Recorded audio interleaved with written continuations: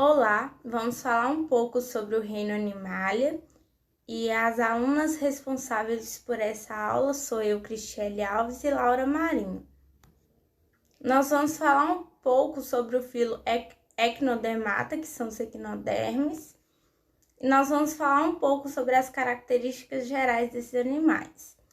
Esses animais são triblásticos, ou seja, apresenta 3 folhetos embrionários, que é a ectoderme, a mesoderme e a endoderme. Eles apresentam esqueletos internos formados por calcário e eles são celomados. Porém, esse grupo de animal é o único que possui um celoma diferenciado. O celoma deles é feito a partir do arquêntero, então esses animais eles são celomados e apresentam um tipo de celoma diferente, que damos o nome de enterocelomados.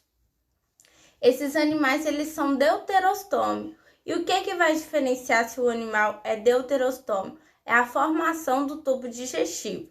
Se o animal ele forma primeiro a boca e depois o ânus, é chamado de protostômico. Se o animal forma o ânus e depois forma a boca, é chamado de deuterostômico. Então, aqui, esse animal também apresenta uma deuterostomia, que é muito parecido com os cordados, que vai ocorrer, então, a formação do ânus primeiro para depois formar a boca. Nós vamos falar um pouco sobre o estágio de desenvolvimento. Os animais que possuíam simetria radial eram os poríferos e os quenidários. Porém, nesses animais, essa simetria radial ela volta, mas ela volta com uma simetria secundária, porque quando esses animais são larvas, eles possuem uma simetria bilateral e quando eles se tornam adultos, eles têm uma simetria pentarradial. E esse filo ele é mais próximo dos cordados. Por que ele é mais próximo? Porque ele apresenta um esqueleto interno de calcário, ele possui o enteroceloma e ele também possui a deuterostomia. Vamos falar um pouco sobre a anatomia desse animal. Esse animal ele é bem simples, ele é formado de vários canais e algumas estruturas que vai auxiliar no mecanismo de irrigação desses animais. Nós temos a placa madrepórica e essa placa ela é muito parecida com o chuveiro. Então, se você virar e tiver os furinhos assim no chuveiro, onde sai a água, é aquela mesma estrutura que será representada pela placa madrepórica. A partir dessa placa madrepórica, nós temos o canal circular, vai sair vai entrar água pela placa madrepórica e essa água vai ser encaminhada para o canal circular. Do canal circular, vai ter uma pequena abertura que é chamada de canal pétrico, que vai então mandar essa água para os canais radiculares. E o que são os canais radiculares? São essas estruturas que saem em cada braço dos pés ambulacrais. E em cada pé ambulacral há a presença de ampolas com estrutura muscular, que vai estar auxiliando também no processo de movimentação e de locomoção desses animais. Nós vamos falar um pouco das classes desses animais. Então, os equinodermes são divididos em 5 classes que podem ser caracterizadas com base na estrutura externa do corpo. Nós temos os asteroides da classe asteroideia, que apresenta corpo achatado com formato de estrela. A boca deste equinoderma situa na face central e na face dorsal está o órgão excretor, ou seja, na parte de cima possui a boca e a parte voltada para abaixo está o sistema excretor. E um grande representante desse filo, que são os asteroides, são as estrelas do mar. Vale lembrar aqui que todos os representantes vai ter o nome mar, porque ele é um filo totalmente marinho. Nós vamos falar um pouco sobre os equinoides, que são da classe Equinoidea. Eles possuem corpo achatado no formato de disco, apresentam carapaças protetoras de formação calcária, e o representante desse filo são a bolacha do mar e os ouriços do mar. A bolacha da praia e os ouriços do mar. Nós vamos falar sobre os ofiuroides da classe Opteroidea, que apresenta corpo achatados, e eles conseguem se movimentar através do movimento dos braços, e um grande representante desse filo são as serpentes do mar.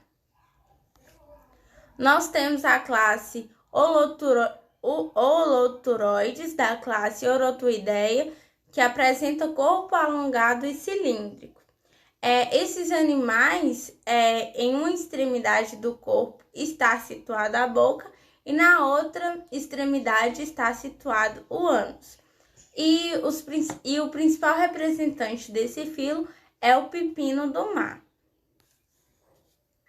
Vamos falar um pouco sobre a classe dos crinoides, que são das classes Crinoidea, que são animais sésseis que apresentam braços ramificados. E o representante desse filo é o lírio do mar. Esse animal, ele, como eu falei para vocês, eles são muito simples e o seu funcionamento é através dos canais, né? Canais de bombeamento de água. E o conjunto desses canais forma o sistema hidrovascular.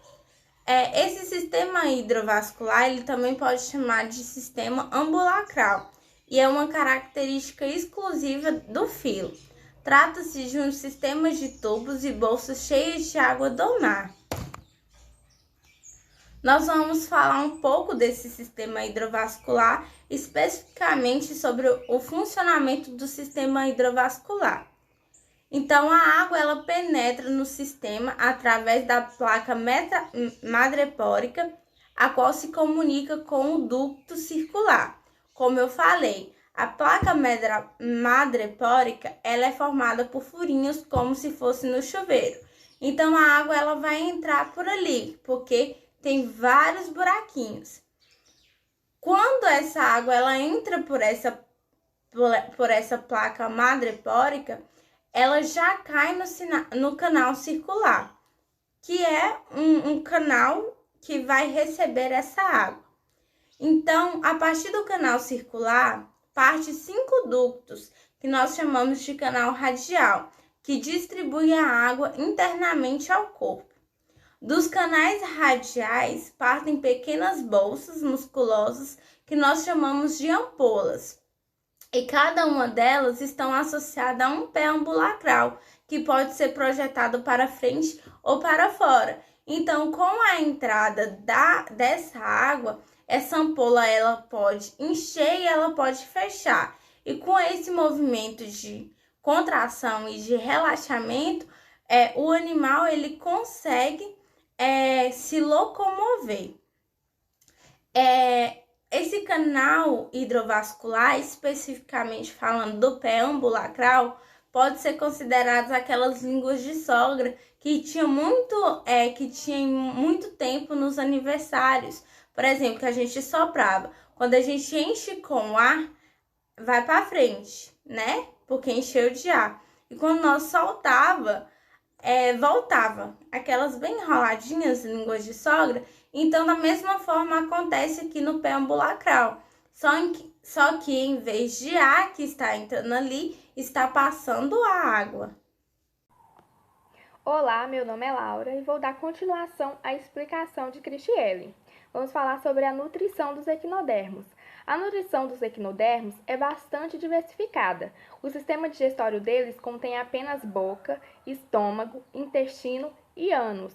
Porém, o estômago está presente somente nos equinodermos carnívoros. A estrela do mar é um exemplo de equinodermos carnívoros e se alimenta de pequenos moluscos. Já o ouriço do mar, eles se alimentam de algas e possuem um aparelho bucal como um dente. Esse aparelho bucal é chamado de lanterna de Aristóteles. A respiração dos equinodermos é simples. Ela ocorre através de trocas gasosas que acontecem nas brânquias, que fica próximo à boca do animal, e também através do sistema ambulacrário, por onde circula a água. No sistema circulatório dos equinodermos, há um líquido incolor que circula pelos canais localizados ao longo de todo o corpo desses animais. Esse líquido realiza uma tarefa semelhante à do sangue no nosso corpo, ou seja, transportar substâncias para todo o corpo. Bom, o sistema nervoso dos equinodermos é radial e simples, que consistem em uma rede nervosa modificada, onde existem neurônios interconectados sem nenhum órgão central. Os ramos desses nervos coordenam o movimento do animal. Os equinodermos não têm cérebro, embora alguns possam ter gânglios.